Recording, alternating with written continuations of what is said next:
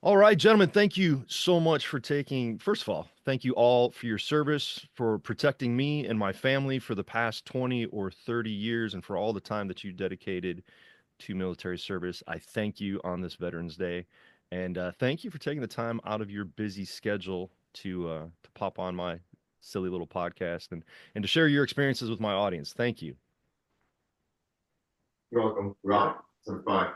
No. So, the number one question I have to ask when meeting with Joe and people associated with Joe, guys, what kind of coffee is he feeding you this morning? Don't go down that road. What? I mean, not like him. He puts all kinds of little creamers and little sprinkles in there, little fairy dust and stuff. You know how those Navy boys are. I quit drinking jet fuel like a long time ago. There's no need. I think it's Folgers. No, yeah, it probably is. It's probably Folders. The Black Rifle just was a little too hard on the heart, Dan. Like there's a little. I can't do the 100% caffeine anymore and be tweaked out while I'm on the flight deck. Those days are past. It's chill Joe now. I will drink Besides, all the. who doesn't want to drink a couple Folgers? Like, Yeah. So I asked because when I was down there last, I introduced Joe to Black Rifle, veteran owned and operated, and I really thought he had become a fan. I would expect that on a day like today, but went back to the folders, huh? Going and shopping at Costco. Yeah. HEB, we're in Texas. Oh, yeah. Right, sorry, it's HEB. So, Or Bucky's. or Bucky's. Right. Yeah, Bucky's. You can get good coffee at Bucky's too. Well, guys, tell me a little bit about, Joe's been on the podcast a couple times, but fill me in. What led you into a life of military service? I know we've got what about 50 years between the three of you there? Yeah. Probably closer to 60. Yeah. Well, Joe, we'll have you lead off, man. Since you're a friend of the podcast and been here a couple times, remind the audience here, how did you find yourself in the Navy? I mean, such a great story. I was at Ball State with you, and the university and I decided that it would be better if we parted ways. Um, the point, I think it was a .97 GPA that I was rocking for my third semester just wasn't quite the standard that Ball State expected of their students, which was honestly the best thing that ever happened to me. So after going through college and then knowing that I probably was not disciplined enough to make it through the rest of my life without a hangover, went and talked to the recruiter and was going to do 4 years, and that was it. Was determined I was only going to do 4 years, and 25 years later I retired. So it was a complete accident. That's a really good point. Tell me a little bit about that, right? You went in with 4 years and they got you for another 21. How did that happen? For me, I mean, it honestly, ADHD, I always had that, and it was just the structure of the military. I just fit like a key in a lock. Like it was just so easy for me. Where other people struggled, the following the orders, the being told what to do, it bothered them. For me, it was like, oh, so I don't have to think about anything. Yeah. I just let me get this straight. I just wake up and I do exactly what you tell me to do, and I don't really have to think or worry about anything. And then I get to go to bed, and you're going to pay me. Yeah. And free food. And free food and clothes. Yeah. I'm going to travel. Right? Where's the first place I'm going? Hawaii. Right. So for me, it was just in the beginning. I think the first enlistment, I really just kind of fought it. I didn't like it, and then once I accepted that I actually did like it, and accepted that this is who I was. After that, it was kind of a no-brainer. But honestly, in 25 years, I probably got pissed off 10,000 times. I think every other day I was like, I'm never doing this shit again. Like I'm done. And I'm like, this is it, my last enlistment. And they're like, hey, we'll give you 30 grand to re-enlist. I'm like, okay, maybe 4 more will work. And then with the kids in April, we were in Japan. Tristan, I was at 20 and Tristan was in high school, and asked him if he wanted to change schools in his senior year, and kind of said no. And so then that ended up going into 24, and then COVID hit, and the Navy gave me 1 more year to sit in my house and not infect anybody. And there it hit 25, just like that. It was a blink of an eye. It's crazy how fast the time goes by. I remember a lot of those re-enlistment conversations every couple of years, you calling frantically like, I think I'm gonna be coming home soon. And I'd be like, cool, man, can't wait to see you. And then you're like, they got me for another 20 grand. I'm gonna stick around for a while. I'm So in for a while. what I heard you saying, the things you like, the structure, the discipline, the free chow. Gentlemen, I saw you nodding your heads there. Same thing, structure and discipline and free chow. What kept you in or what brought you in, Gene? Well, for me, when we grew up in a small town and a real close knit family, we were like brothers and sisters, all the cousins and everything. And from what I remember as a kid, is always looking up to my heroes, where which were my uncles and my dad especially. It's like, what did they do? And they were all military. So growing up, it was all, that's what our uncles and my dad did. Um, like Joe, I wasn't really interested in going to college, and I wasn't about to have my parents pay for it. I was like, I'm gonna have to join the service. I'm gonna follow in the tradition, and then there comes a question of which one do I join, right? So it's like, I don't know. And I took a look, and I'm like, which is the scariest, most crazy thing I could do? Well, I'm gonna do this. I'm gonna do it, crazy. So it's like I'm gonna go see the Marine Corps recruiter. And a friend of mine was already in the pulley system, so he was like, "Well, let's go talk to this guy." So he actually signed me up, and he ended up not going to boot camp. So, but Sucker! people say that they brainwash you, that they change you, whatever. But it's just the structure of like what Joe was talking about. It's like you have an exact system of what you're going to do. You have people that are behind you that are going to back you up, without a doubt that they're going to, have your six. It's like, and you meet every walk of life people. It's like wherever they came from, and we're all basically doing the same mission, right? Um, my issue not staying in the second enlistment, I didn't have good advice. Um, I believe, leadership, they treat a person like you meet up to that. Like treat them as the next level of promotion or whatever, and people will live up to that, right? Then at the end of my promotion, uh, my enlistment, I was more treated like a fellow. It wasn't good.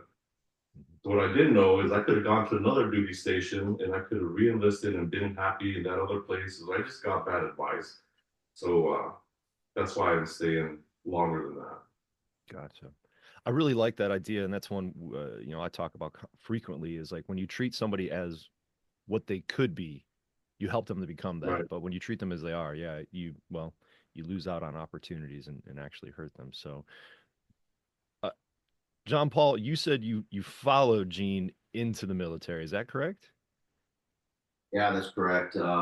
So Gene's 2 years older than me, and like you said, coming from a small town in northern New Mexico, there's not too much for us to do, career wise, et cetera, and all that. My parents did own two businesses. They owned a drive-in theater and a restaurant, and I thought, do I want to stay home and maybe run a business? Like my two brothers, they ended up staying home and becoming chefs and running the restaurant for my parents as we grew older. But I looked at it, I'm like, if I don't leave, if I don't do something, I'm never gonna get out of this small little town. And then I would go with my aunt and my uncle Gene's parents, and I would go with them when they'd go visit him in California over at 29 Palms, and I would go with them. And I'm like, man, this is not, this is pretty cool. This is not a bad deal. His friends come over and shoot the shit and all this. And I'm like, man, it's not bad. So It's actually a really good way to life in the yeah, beginning. so I become a senior 2 years later, and I'm like, yeah, I'm gonna. I had already made up my mind. I'm going to join the Marines and follow in his footsteps. There was no doubt on the branch because of him. Um, like our uncles who all served. And I remember my uncle Lucas when I listened, I told him, and he looks at me, and I mean, here am I, scrawny little kid, 140 pounds, and he's like, yeah, you ain't gonna make it. Yeah, Marines not, but those guys are tough because you're not gonna make it. And I'm like, okay, but so I went in like, what, I'm gonna prove my uncle wrong, and so I go in and I ended up getting one of my cousins on my dad's side, Larry. I ended up getting him to enlist. And then he ended up talking to one of his cousins. And before you know it, there was four of us going to boot camp together. And That's so awesome. we all went to boot camp together. And it made it a lot easier. I mean, I saw Full Metal Jacket 2 weeks prior to going to boot camp. Larry and I, I talked to these guys. I've been talking to them since the 80s. And we have a chat group going on now. And we just talk shit and stuff. But he's like, hey, did I go with you to go see Full Metal Jacket? I'm like, yeah, it's 2 weeks before I said, you know what? I said, I almost didn't go, bro. I almost didn't go to boot camp because of that damn movie. I called the recruiter. I'm like, hey, yeah, I just saw Full Metal Jacket. Yeah, you know what? I know about this. And he goes, no, that was a different time. It's not like that and all that. And I'm like, but so I ended up going, and then, 4 years went by very, very quick. Um, and I picked up rank really quick, and I'm like, you know what, this is not a bad deal. So I re-enlisted, started to move around, kept continuing to pick up rank quickly, and before I knew it, I was a recruiter, you know, coming to Texas to recruit. And I'm like, holy shit. And before you know it, it's, after recruiting duty, picked up the meritorious rank there because, I took to it really, really well. I could relate to a lot of the kids that I recruited coming from a small town.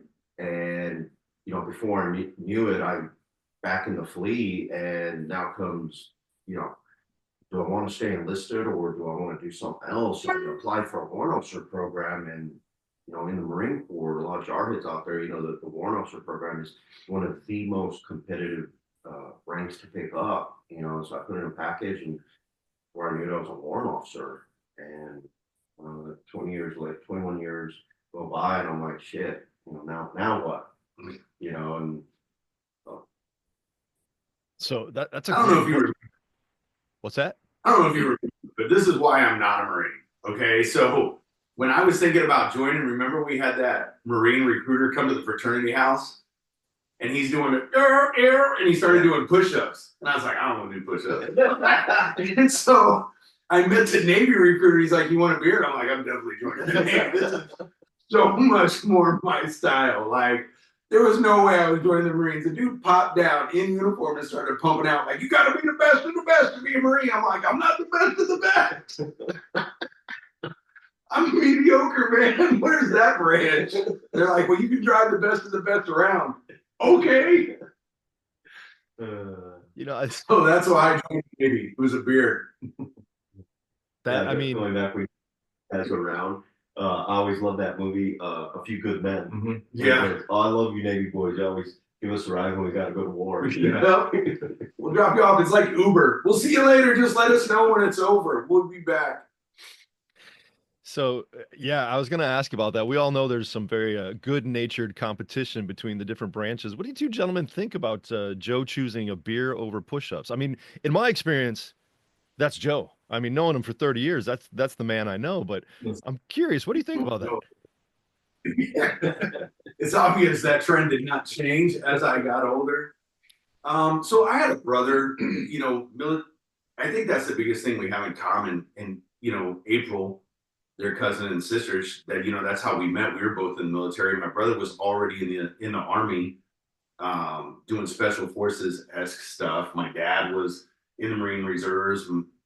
My other dad was in the Army Reserves. And I had said I was never going to join, but it was just so much around us, right? And then, you talk about the banter, Williams, our cousin, he was in the Air Force, and we love when he's around. There's no shortness. Yeah, he's a lieutenant colonel in the Air Force. Yeah, like, don't hold back. He did one deployment in like 25 years. Like, slow down, buddy. Like 1 6 month stint. How'd you pull through? We go to his retirement, right? And Gene and I are sitting there. We're like critiquing everything they're doing. I'm like, yeah, no, that. What are they trying to do? Yeah.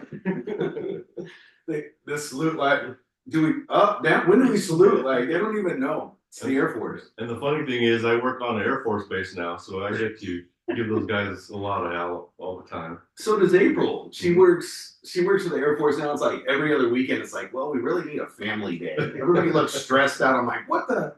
There's family days? Like, our family day was like, hey, we're gonna send you out for deployment for like 6 months. We'll let the family come visit for a day. Family day. Not the same. Well, Gene, I'm sorry, John Paul. I'm curious. 21 years, and you said you spent some time as a recruiter. What kind of you could relate to the kids coming in? What kind of kids are going into the Marines these days? We talk a lot. I work with a lot of young men, trying to figure out where they want to go in life. And as we said, and even more so now, college isn't for everybody. College has changed so much. It's so expensive. It doesn't always guarantee a job. And the military is a good place for a lot of young people. When you were a recruiter, what kind of kids were you seeing coming through? Well, back then, the kids that I put in were, like I said, I could relate to them a lot. Didn't really have an idea of what they wanted to do with their lives, and some of them, couldn't afford to go to college and stuff. So, service was an option for them. But now, my son's a Marine, and he's 25, and just the kids going in now is, in my opinion, is I don't think that it has changed. I they're a little bit more, I guess. They still how can I put this? They're I mean, I don't think it's changed as the fact that they're not tough enough or something like that. If they go in and every time I would go to San Diego. I'd go on the recruit depot just to see the type of kids going through, and to me, it was the same thing when I went through. They're still tough. They're still have that spirit, and have are proud to be going through this. I haven't seen a difference, to be honest with you. Now I know some of the, like for instance, are and I heard this the other day, that our Marine Corps leadership traits, which is JJ did typical, which is judgment, justice, decisiveness, integrity, dependability, tact, enthusiasm, so on. I'm surprised the Marine can remember all that, first of all. Burying myself in it. I'm not gonna lie, and always loyalty and enthusiasm. Well, now they added another one, which is empathy. And I'm like, and then the PFT has changed. Before, you couldn't, the sit-ups have changed, and it's just changed a lot. And I think they changed it because I think maybe it was just a little too strict or something. I don't know. No, they changed. So I was recruited too, and they changed the PRT. That was starting to change when I rolled out, and it's because the military started hiring sports medicine doctors. They were like, everything you're doing for PT is wrong. Like, you're literally breaking the humans that you think you're making stronger. So they took out push-ups and they started doing planks, and they changed it up. We always had a complaint in the Navy, like, not that we didn't have many, but where the hell am I going to run a mile and a half on a ship? Or like us running in combat boots. Yeah. My feet were tore up. Yeah, there's this. So I think the military, you have 248 years of tradition. Finally, in the last 10 years, it said, well, maybe we should break away from some of that tradition and figure out why we're hurting these humans so bad. And the best of that is honestly probably the Air Force. They have all kinds of sports medicine doctors helping out there, which is why so many people stay and aren't broken in the Air Force. Marines and the Navy, we're not on that level yet, but we're getting there. But well, when it came to the running, the way I looked at running was, okay, I'm going to run a mile and a half or 3 miles like on a PFT as fast as I can to try to get a perfect score. But the way I looked at it is the running, I used to love to run, is that the running was going to condition me to be able to, uh, you know, uh, to sustain to do something else, so I don't get tired. And I'm able to, okay, now I just ran and I'm doing this. Whereas other individuals did want to run is maybe tired and stuff like that. Where now, I can go over there and like, for instance, when I was doing marathons, my brother-in-law he's a black belt in jiu-jitsu. I started doing jiu-jitsu with him and, I would not get tired out. And he used to love to roll with me because 10, 15 minutes in the rolling with him, he was always tapping me out, but we just kept going and going and going. And he's like, man, I love to roll with you because, he goes, you don't get tired. I get tired. I get tired as hell. I'm not gonna lie. So I mean, you did Ironmans. So I was gonna say when I was doing Ironmans, it's basically I don't know, you turn off your pain receptors. I don't know what it is. It's just like you're pushed. It's like your body will give up before your mind wants to, right? So running, swimming, and biking all in one day, or you do it all at once. It's like I attribute it to my days in the Marine Corps. It's like you just pain is just not. It's a annoyance. You know what I mean? Yeah. It's like this is the mission. This is what you're gonna do.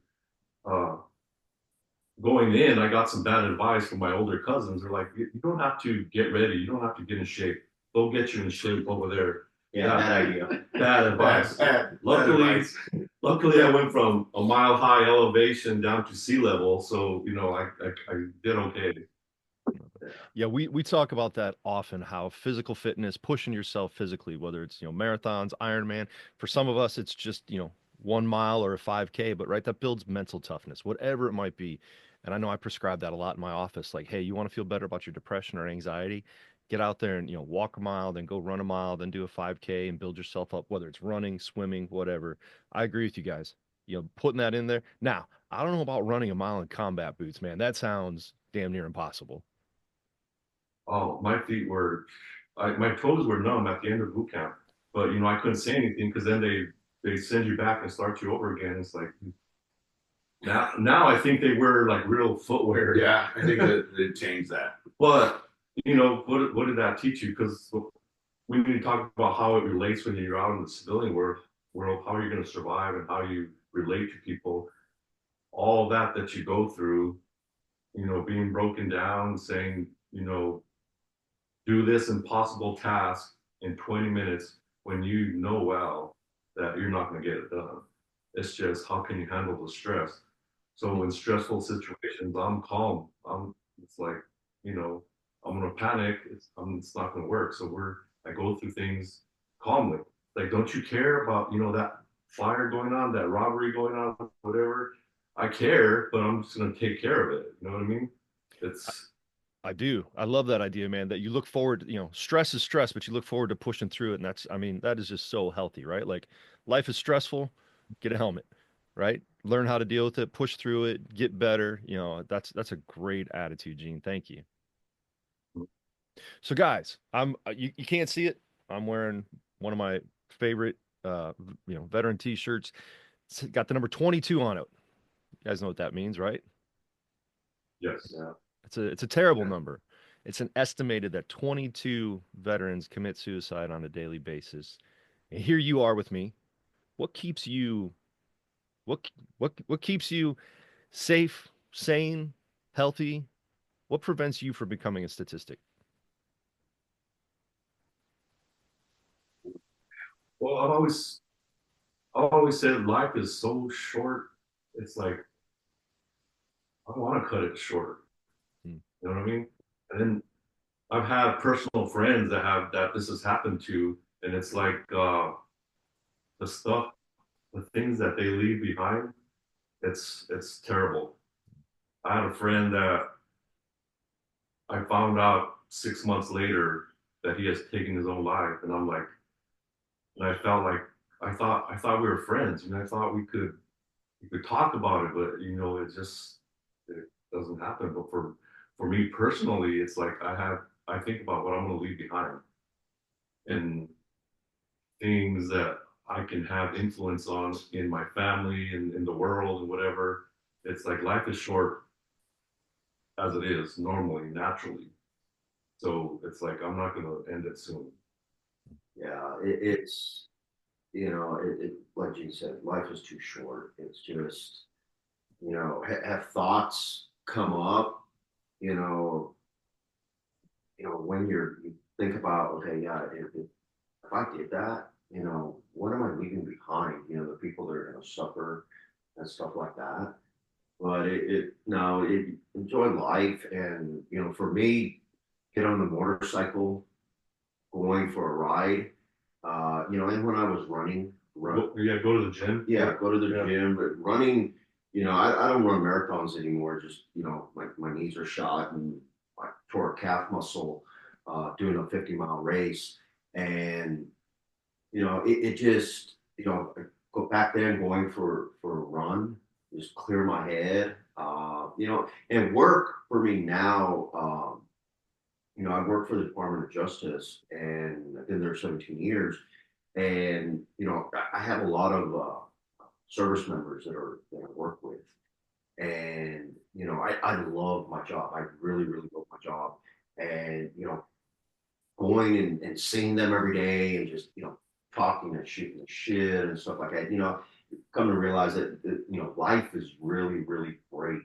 And we're only on here for a short amount of time and just live it to the fullest. You know, that's the way I look at it. I think we're unique, right? In the sense that one, we had, great ones that went before us, our parents, brothers, sisters, cousins that they didn't do that, right? They survived, right? And so you think about somebody coming out of the military that they're the only one that went, right? And they really don't know anybody other than their brothers and sisters in arms, and they come home and there's nobody they can talk to. I mean, you two can both talk about the Marines. I could talk about service with any of you with my brother. And there's a lot of people that don't have that. And I've had friends that committed murder suicide. I've had friends that committed suicide. I've had friends that died of cancer way, way younger than they should have. It was probably due to the military. And I just had a friend recently came up to visit and called and we sat out there and talked, and he was dealing with mortality, right? He's like, I never thought about the fact that I was mortal. And his wife was in the military with him. They were both chiefs. And he was, literally in tears. And he's like, I don't want to die. And I'm like, well, I don't think anyone does, man.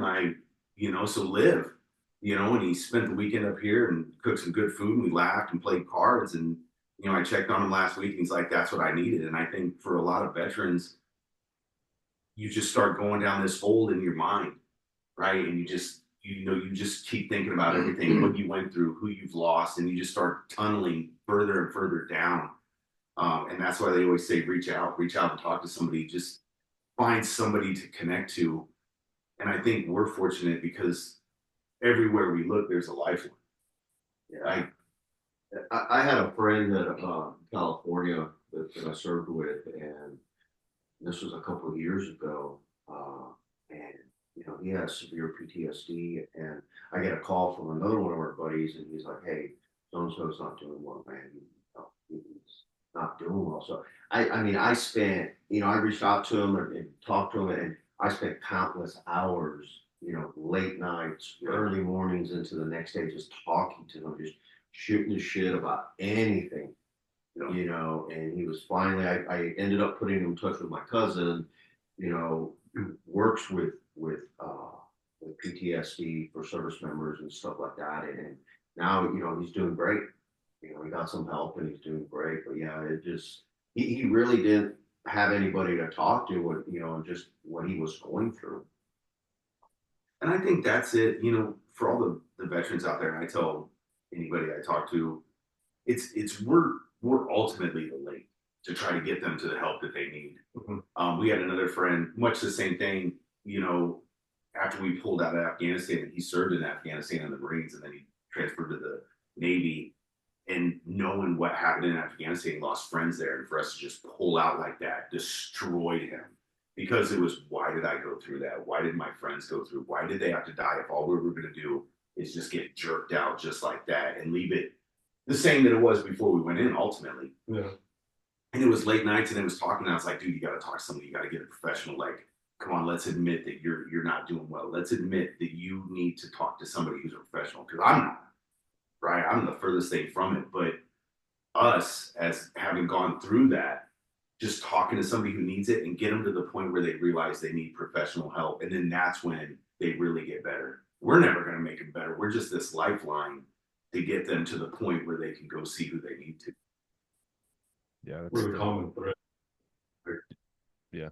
So And I would say what you all mentioned is that human connection, right? Having somebody that you can go to that understands your experience, may not have been there, but understands your experience, and having that connection. And that's, I mean, that's important for all of us, but especially, you know, veterans who have been through difficult times. And Joe, to your point, come back and may not have anybody.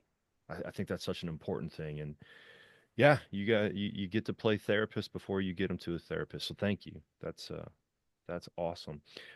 I'm curious, right? So decades of service. What's life like now? What are you doing? What keeps you going? What do you do? How's life? well, it's I get a few things. Sometimes they tell me, "Oh, so you're in the Marine Corps, right? Why aren't you a crazy, loud, obnoxious person?" It's like, well, I'm in the civilian world now. There's no combat. I'm We not play playing. it I don't need to take this hill. But surviving in the civilian life, I mean, it's all goes back to my years of service, because I'll go into a situation where I'm totally not trained in, and I can go in there and take charge, and improvise, overcome, and adapt. improvise, overcome, and give me a few years, I'll be in charge of that place. And it's not like, look at me, but I'm just saying, we just see a situation and we take charge. I've been in several industries where I go in, I'll start off as the low level janitor, whatever, security guard, and within several years, I do what it takes to move up to the top, take charge. Nobody wants, there's a lot of people out there that will not step up and take charge. They'll just like, okay, let's just go with the flow. And I'm like, no, let's do it like this. So I think the transition to civilian world, that has done me so well. It's like I can go into any situation, and I mean, my background is electronics and computers, and I could get a job as a industrial maintenance. Never ever done that, and just because of my experience, I can just go in there and I can just get it done. And never having been formally trained in that, I can walk in and say, okay, I'm gonna do it. So that's vital. Now being on the Air Force Base, it's it's a whole new world. And Aladdin. It's a whole new world. but you see things in a different way. It's like, damn, they got it good. It's the whole new way is, look how they're treated. Is that how I fast? hope William sees this. So Like he's I'll send it to him. Yeah, guys. what Bread I is made, sir. was gonna say about our bond, our common bond, I know I can count on these guys, right? But if I meet any other service member on the street, I can ask him for help and he's gonna help me. Yeah. My daughter was in crisis in California, and she has like depression issues and anxiety issues and stuff like that. Uh, her husband was in the Philippines, and so I went down to help her. Her buddy, another Marine, went and got me at the gate, took me in. He like took his whole weekend, and he didn't know me from anybody, but because I was also a Marine, he just like, hey, come on, I want to help you. He got me on base. He let me his truck. It's like that's unique. Where else do you find that? Where it's like, I see a Eagle Globe and Anchor on someone's chest, I know I can go to him for help and say, I need help. I'm in crisis or whatever. It's just the bond that it's there. So, we were talking about this last night, going into getting out of the military, retiring, getting out and going into the civilian sector and stuff like that. So I retired in 2008 and I went to work at Home Depot here in Texas, and I was working the pro desk, and I'm like, man, I freaking love this job. I get to drive forklifts, and I'm like loading trucks. I'm like, this is awesome, and I'm pretty handy with my hands. I like to build things, so they're like, they put me in charge to build things for the store and stuff. I'm like, you mean I can go and pull stuff off the shelves, any tools that I need and stuff to build stuff? I'm like, this job is awesome, and I loved it, but it just was not paying the bills, kids started getting older, started ready to go to college, and hey, I'm gonna have to find something else. So I started to look, and I ended up with the U.S. Marshals here in Texas. Department of Justice, and I started off as went in as a GS7 low level and stuff, and then started to move up pretty quickly. And I found out later with the administrative officer that I took over for, she had told me when she hired me that her goal was, the reason she hired me was because she saw me to be able to fill her shoes when she left to run the district. And she says, so that's why I hired you, is because I'm going to train you to take my job later on when I retire. So eventually in 2012, when she did retire, I became the admin officer for the district. Dealing with civilians was very, very hard and different, because you want to tell somebody, hey, get this done, and you have expect that. Like, yeah, why is there a communication breakdown? Yeah, exactly. I said do it. Why aren't you doing Exactly. And just, that was the hardest thing for me. The email thing was, sitting there writing an email, I don't sprinkle fairy dust. It's straight and to the point. And yeah, I would get called into the chief's office many a times, like, hey, your emails are just a little too direct. And I'm like, well, what do you mean? We got to get a job done. What do you want me to do? There's no, why is this a conversation? Yeah, exactly. And so I think that's a big difference, because I won't say it's easy, but it's easier being a leader in the military. Absolutely. Because you tell a lower ranking person to do something, they just do it. Yes. In the civilian world, it's like, they have the option. I'm going to call HR. I don't know if that's my job. Like, this is our mission. It's like, exactly. You need to do. So it's easier to be a leader when you have people that actually follow. Well, and there's consequences too. Quick and definite consequences for not doing what I say in the military. I told you to do this. You said no. Bye. Yeah. Like, go see the old man, explain why you don't want to be a sailor anymore, and then leave the military. Yeah. It's as simple as, in the civilian world, it's like, but how did you ask them? Yeah. What do you mean? I told them to go do a job. See, we don't like that told thing. It should be an option. We should talk to them with empathy and love. I don't love them. Go do the job, man. I got a mission, So now, and we talked about this last time. I'll sit there. Before if I was getting a confrontation with somebody or push back something, I'd write an email and send. Now I'll write the email, step away, go down the hall or something, and come back and reread it. I'm like, okay, I need to change this. And then we check this out. There's a lot of 4-letter words in this email. Now I need to hit send now, and I've learned to do that. Well, now we got AI. You just write it and say, make it nice, and then it'll change it all. And then you're like, yeah, that definitely sounds like a civilian. Send. Yeah. So, and that was, and like I said earlier, there's a lot of service members with the Marshal Service that, and it's just different talking to them because they could relate and stuff like that.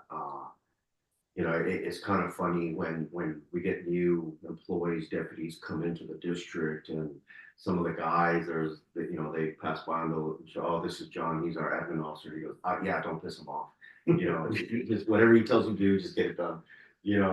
But I have that reputation that, hey, and I tell them when I meet them, I say, hey, if I send you an email, it's going to be straight and to the point. Don't take it personal. Yeah. It's just not, I have a mission, and I remember this one thing. I was brand new to the agency, and it was a Friday afternoon. I think it was about 3:30. And government work, we work 8:30 to 5, 8 to 5. And at 5 o'clock, by 3:30, people are down, want to get out. Like this. So we get a call. We had a guy that we had a warrant for that we had to go to Dallas County to go pick up. And, we get the call at 3:30. It's like, hey, this guy's going to get released. We know you have a detainer. His charges are done. The judge wants him released. We're going to release him to the street. So I'm like, damn, Friday, and I'm like, so I go out to the squad room and tell a couple of deputies. And I remember this vividly. And Russ and I, my friend Russ, we talk about this all the time.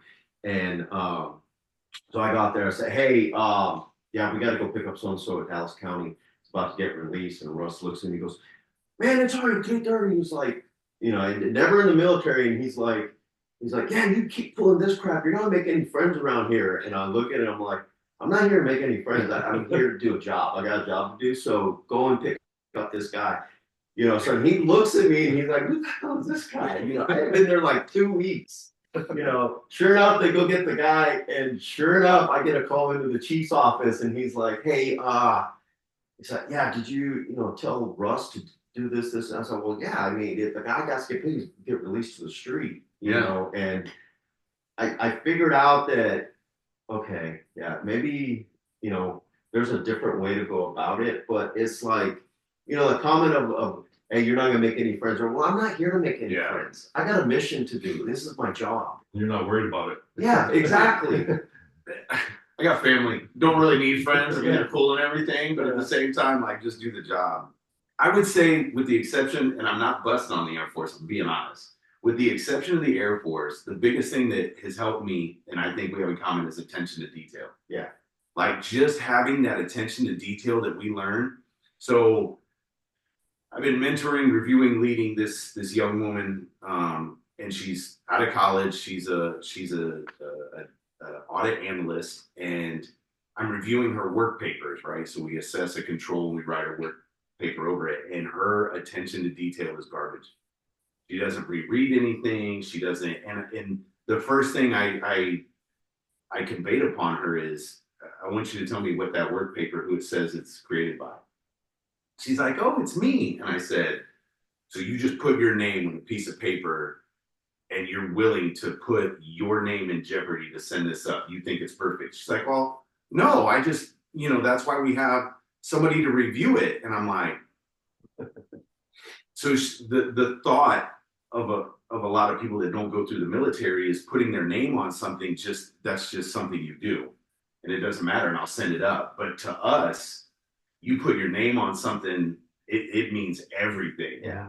Right? That's my parents' name. Paul isn't my name, that's my parents' name. And they always call us by our last name, Luan, right? And when I would think of that, I was like, oh, well, I was adopted. That's the people that love me. They gave me this name. So that should mean something when I put that on a piece of paper, because it's not just my name, it's their name. Yeah. And when young kids would mess up in the military, I'd tell them, man, your parents failed you. Like, that was the first thing I thought. Like, what do you mean? I'm like, well, that's your name, isn't it? And your parents' name, you're representing them. And then they would change their attitude right away. Like, oh, damn.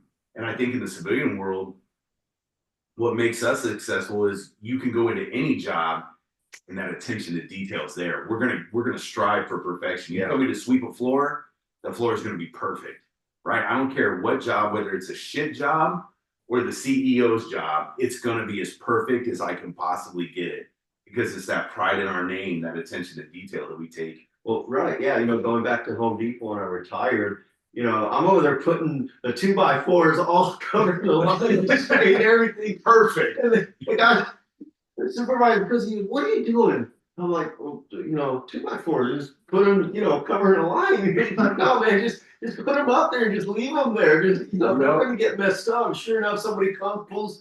No, that was warped. I'm kidding. This one, I'm like, so I spent a lot of time Just re-straightening the Just- 2x4, yes. like, hold. Yes. Man, you guys truly what's that, Gene? One of my favorite things when I'm getting interviewed is I'll tell them, if I'm on the schedule, you can guarantee, unless I'm dead, that I'm going to be there. Yeah. If I have a task, I can 100% guarantee that it's going to get done. I'm going to find a way to get it done. So early on, employers figure out that we have these military veterans guys.